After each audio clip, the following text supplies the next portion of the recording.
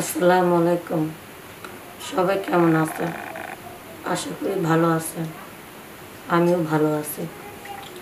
আজকে আপনাদেরকে যে গল্পটা শোনাবো সেটা কোনো সিনেমা বা নাটকের কোনো গল্প না। এটা আমার জীবনে ঘটে যাওয়ার একটি ঘটনা আপনাদের সাথে শেয়ার করতে চাই।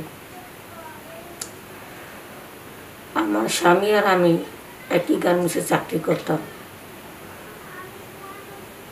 এবং দুজনকে পছন্দ করে বিয়ে করি।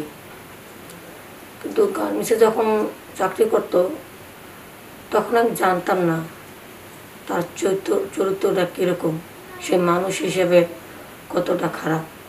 কিন্তু আমার কাছে সবার কাছে ভালো মনে হতো, সবাই তাকে পছন্দ করতো, ভালো জানতো। কিন্তু আমার সাথে যে সম্পর্কটা সে গড়াতো সেটা প্রেমের সম্পর্ক ছিল। আমি তাকে ভালো জেনে ভালোবেসে ফেলেছি, কিন্তু একদম দুজনের সিদ্ধান্ত নিই যে আমরা দুজন বিয়ে করব। আর বিয়েও করেছি। তার কিছুদিন পর আমাকে বললো কি, থাক, তোমাকে আর কাজ করা লাগবে না, আমি একাই কাজ করব। তা আমি আমার স্বামীকে অনেক ভালোবাসতাম, তার কোনো কথাই আমি ফেলতাম না। কিন্তু কিছুদিন যাওয়ার পরে আমার স্বামী, আমার কাছে মনে হলো যে চেঞ্জ হয়ে গেছে গা, মানে এলোমেলো হয়ে গেছে গা। আগের মতো তার ভালোবাসা নাই, আগের মতন ভালো করে সংসারটা চালাচ্ছে না। মাস শেষে যখন বেতন পায় তখন অনেক ধরনের বাহানা দেয়, অজুহাত দেয়, এই সমস্যা ওই সমস্যা, টাকা পাইনি, বাপের বাড়ি থেকে কিছু টাকা নিয়ে আসো, নানান বাহানা দেখাইতেছে। বাস, আমি বুঝতে পারছি। কিন্তু বাপের বাড়ির টাকা আনার মতো আমার সামর্থ্য নাই, কারণ আমার বাবা মা অনেক আগে মারা গেছে। আমি ভাই ভাবি সংসারে বড় হয়েছি।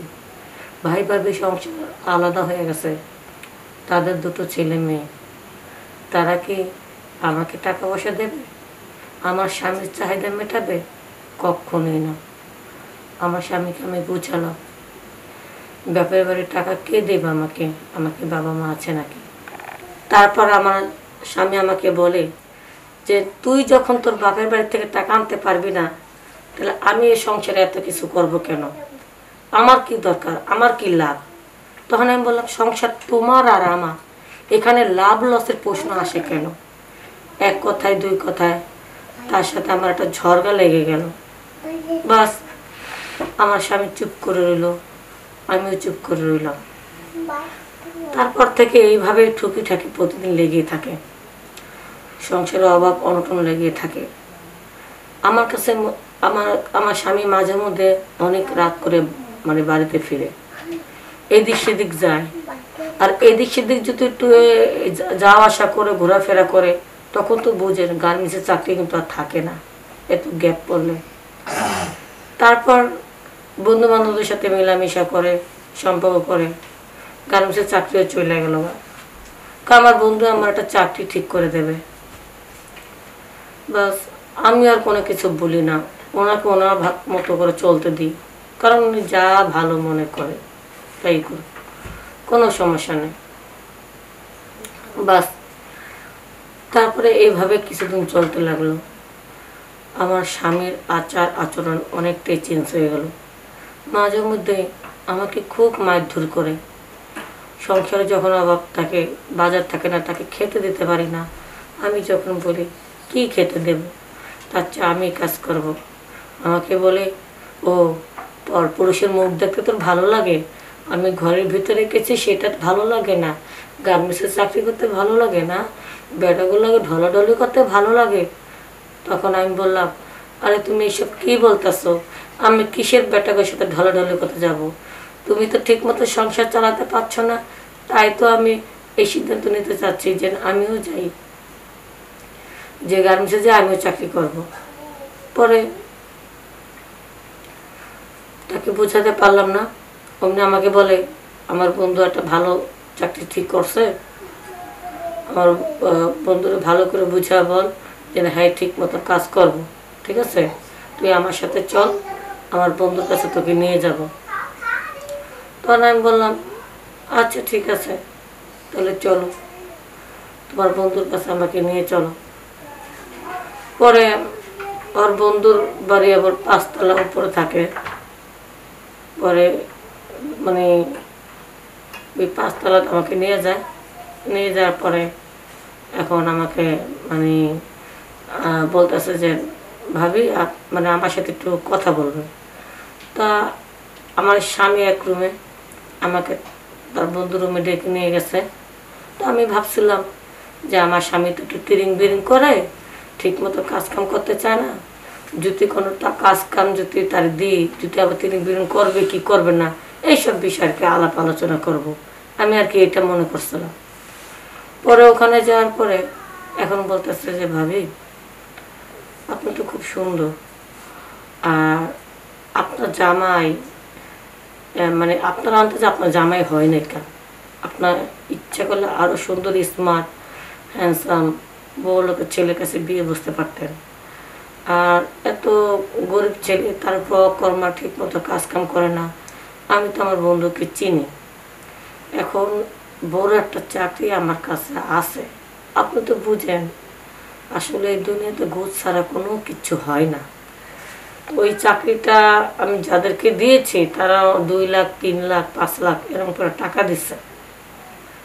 এখন আপনার বন্ধুর সাথে আমার একটু ভালো, মানে আপনার হাজবেন্ডের সাথে আমার একটু ভালো সম্পর্ক, আমি তাকে চাকরিটা দিচ্ছি, কিন্তু আমার উপরে তো মনে করেন একটু সুপারভাইজাররা আছে, তাদেরকেও তো কিছু দেওয়া ঠেওয়া লাগে। পরে আমি তাকে বললাম আসলে ভাই সুযোগ তো মানুষের সবসময় আসে না, যেহেতু আমার স্বামী এত একটা সুযোগ পাইছে, এখন আসলে এই কিছু ঘুষের টাকার জন্য যদি আমার স্বামীর চাকরিটা না হয় তাহলে তো আমাদের সংসারটা আরও খারাপের দিকে যাবে। আপনি যেহেতু তার বন্ধু, আর আপনি ওখানে একটা ভালো একটা পোস্টে আছেন, আপনি যদি একটু সুপারিশি করতেন তাহলে তো অনেকটাই হইতো। পরে আপা আমি সুপারিশি করব, এই 2-3 লক্ষ টাকা আমি আপনাদেরকে বাঁচিয়ে দেব, এবং প্রতি মাসে 80,000 টাকা করে বেতন পাবে এত বড় চাকরিটা। তবে এত বড় চাকরিটা দেওয়ার উদ্দেশ্যে কি আপনার স্বামী পারবে, কারণ সে শিক্ষিত মানুষ, তো মাঝখান একটু এলোমেলো হয়ে গেছে কেন, ছেলেদের পকেটে যদি টাকা না থাকে আসলে ছেলেদের মাথাটা গরম থাকে, প্রকৃতভাবে সে কিন্তু খারাপ মানুষ না, আপনাকেও ভীষণ ভালোবাসে। আচ্ছা ঠিক আছে, আমি আপনার স্বামীর ব্যাপারে কথা বলবো, কিন্তু আপা আমার একটা কথা, আমি যে 2 থেকে 3 লক্ষ টাকা আপনাদেরকে বাঁচিয়ে দেব, সুপারিশি করব, প্রতি মাসে 80,000 টাকা করে বেতন পাবে, এত উপকার করব, কিন্তু আমার জন্য তো আপনারও তো কিছু করার আছে তাই না, আমার দিকটা তো দেখতে হবে। তখন আমি তাকে বললাম আসলে ভাই আমার তো ওরকম টাকা পয়সা নাই, বাপের বাড়ি থাকতে গার্মেন্টসে চাকরি করে যে কিছু গয়নাগাটি বানাইছিলাম সেটাও আপনার ভাই বিক্রি করে দিছে, আসলে দেওয়ার মতন আমার কাছে আর কিছুই নেই। তখনই তার বন্ধু আমাকে বলে কি বলছেন ভাবি, কিছু নেই মানে? আরে আপনার কাছে কোটি কোটি টাকার জিনিস আছে। আমি বললাম কি বলতেছেন, আপনি কি পাগল হয়ে গেছেন গা, কোটি কোটি টাকার জিনিস থাকলে কি আর আমি চাকরি করতাম, তাহলে তো আমরা জামাইবাবু ঘরে বসে খেতাম। হা ভাবি এই ছোট্ট জিনিসটা বুঝতে পারতেছেন না কেন, আপনার পা থেকে মাথা পর্যন্ত তাকালে যে কোনো পুরুষ মানুষ হট হয়ে যাবে, তাই বলতেছি একটু যদি সময় দিতেন তাহলে তো আপনার এত সুন্দর চাকরিটা হয়ে যায়, ঘুষের টাকাও লাগে না, আর যতটুকু পারবো আমি তো আপনাদের সংসার একটু সাহায্য করবই। দেখেন ভাইবা, তাহলে বলো আপনি কি পাগল হচ্ছেন? আমার স্বামীর বন্ধু হইয়া আমার দিকে নজর দিতে আপনার লজ্জা করলো না? না ভাই, এটা আমি পারবো না। পরে আমি রুম থেকে চলে আসলাম। আমার হাজব্যান্ড আমার রুমে গেল, কয় কিরে দোস্ত এসব ঠিকঠাক আছে তো? কয় না, তোর রূপসী গুণবতী বউ, তুই যে ছবিটা দেখাইছস, আরে ছবিটা দেখে আমি পছন্দ করছিলাম, কিন্তু বাস্তবে তো তোর বউ আরো অনেক সুন্দর। কিন্তু তুই যে বললি তোর বউরে দিবি, আমি যদি তোর একটা ভালো চাকরি ঠিক করে দিই, তোদের সংসারের জন্য যদি উপকার করি, কিন্তু তোর বউ তো রাজি হইল না। আমি কত পিলে বোঝাইলাম। এই কথাগুলা আমি পাশের রুমে থেকে সবই শুনছি।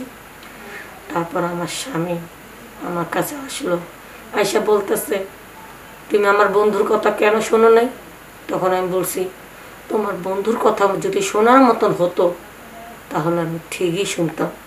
তোমার বন্ধু আমাকে কুপ্রস্তাব দিচ্ছে, বাজে প্রস্তাব দিচ্ছে। তুমি বলো এখন আমি কি করতাম? কি করতে মানে? আমার বন্ধুর সাথে তোর একটু সময় দিতে হবে। আরে আমার সাথে তো সময় তুই দিনের পর দিন দিচ্ছিস, কি পাচ্ছিস? মায়ের গুতা, অপমান, অপদস্থ, নির্যাতন। তা আমার বন্ধু তোকে পছন্দ করেছে, ভালোবেসে একটু সময় চাইছে, বিনিময়ে আমার চাকরিটা হবে, ঘুষের টাকা লাগবে না, 3-4 লক্ষ টাকা থেকে আমরা বেঁচে যাব, প্রতি মাসে 80,000 টাকা করে পাবো। আর আমার বন্ধুর সাথে একটু সময় দিলে তো সময়ের এত দাম, হ্যাঁ? তখন আমি কষিয়া 2টা থাপ্পড় মারল। তখন আমি বললাম যে তুমি স্বামী নাকি একটা কাপুরুষ? হ্যাঁ, নিজের স্বামী হইয়া নিজের স্ত্রীকে তুমি তোমার বন্ধুর হাতে তুলে দিতে চাইতেছো? তখন বলে, আরে আমার বন্ধু যদি তোকে নষ্ট করে কোনো সমস্যা নেই, আমি মেনে নেব, কিন্তু আমরা পুরুষ মানুষ, পকেটের টাকা না থাকলে সেটা আমি মেনে নিতে পারবো না। বাপের বাড়ি থেকে টাকা এনে দেওয়ার যোগ্যতা নাই, একটা ব্যবসা ধরার যোগ্যতা নেই, তুই একটা আমার জন্য একটা চাকরি ঠিক করতে পারিস না। বাস, আমার কোনো কথাই সে শুনলো না। আমি আমার স্বামীকে বারবার করে হাত জোর করে বললাম। আমাকে বলে, ঠিক আছে তাহলে এবার আমি তোকে তালাক দিয়ে দেব। যখন যে স্বামীর জন্য নিজের ইজ্জতটা রাখতে চেয়েছিলাম, সেই স্বামী যদি আমি কাছে না পাবো, ভাবলাম যে ঠিক আছে স্বামীর জন্য সবই পারি। বাস, বাধ্য হইয়া আমি তার বন্ধুর রুমে গেলাম। এবার তার বন্ধু 1 বোতল মদ আমার স্বামীর হাতে দিয়ে বলল, দোস্ত তুই এখানে বসে বসে নিশ্চিন্তে খা, আমি তোর বউকে নিয়ে একটু বেডরুমে যাই। কিন্তু ওই লম্পট বন্ধুটা আমার সাথে এরকমভাবে সময় কাটেছে, মনে হচ্ছে যে আমার মতন বডি ফিটনেস আর মনে কাউর দেখে নেকা, কুকুরের মতন শকুনের মতন ছিঁড়ে ছিঁড়ে আমার খাইতেছে। আমার খুব কষ্ট হচ্ছে, তবে মনের মধ্যে যে কষ্টটা পাইছি, শরীরের কষ্ট কোনো কিচ্ছু মনে হয় না। প্রায় 3 ঘন্টার পর আমাকে রুম থেকে বের করলো। তারপর আমার হাজব্যান্ডের চাকরি হলো, কিন্তু 2 মাস চাকরি করার পরে আমার হাজব্যান্ডে একটা চুরির অপবাদ দিয়া পুলিশের হাতে তুলে দেয় তারই বন্ধু। তারপরে আমার হাজব্যান্ড বুঝতে পারলো তার বন্ধু লম্পট প্রতারণা করছে তার সাথে। তখন তাকে আমি বলছি, একটা মানুষকে কষ্ট দেয়া ভালো কোনো কিছু পাওয়া যায় না, খারাপ পথে কিছু কইরা কোনোদিন ভালো পথে সফল হওয়া যায় না, এই কথাটা মনে রাখবা। তাই আপনাদেরকে বলতেছি, আপনারা যারা ভুল করতেছেন, ভুল পথে পাও দেয়া জীবনটাকে কখনো সুন্দর করা যায় না। ভুল পথে থেকে আপনার দূরে থাকেন। সবাই ভালো থাকবেন, সুস্থ থাকবেন। আসসালামু আলাইকুম।